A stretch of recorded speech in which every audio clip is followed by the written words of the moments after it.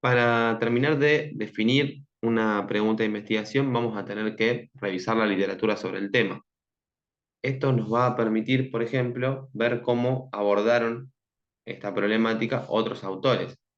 No necesariamente en términos de la investigación en general, pero uno podría definir cómo medir una variable, por ejemplo, a partir de ver cómo lo hicieron otros autores.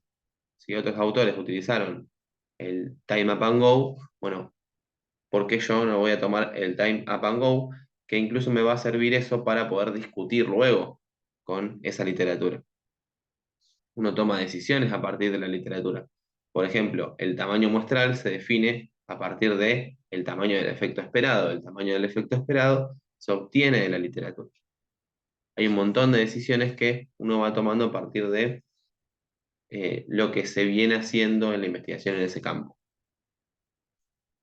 Pero además de esto, nos va a permitir conocer todo el espectro de la literatura, es decir, todo lo que está producido sobre el tema.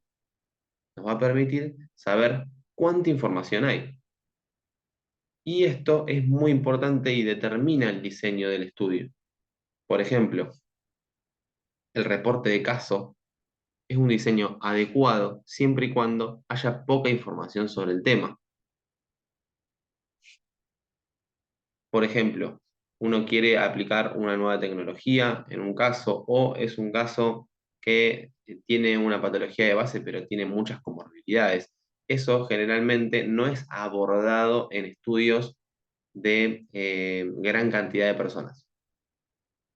Por lo tanto, no va a haber información producida en relación a, por ejemplo, una persona que tenga una discapacidad y realice determinado deporte y además tenga una problemática de salud mental y además tenga que tener en cuenta cuestiones nutricionales.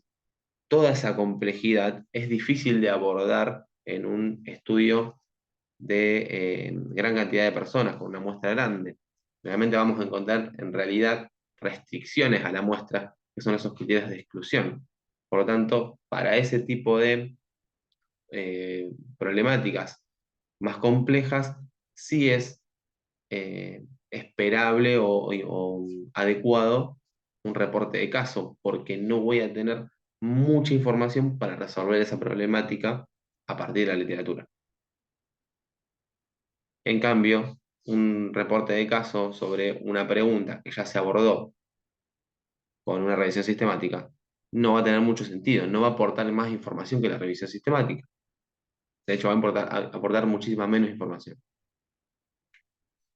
Por lo tanto, saber qué tanto hay, cuál es el panorama respecto de la literatura sobre el tema es muy importante y no podemos evitarlo.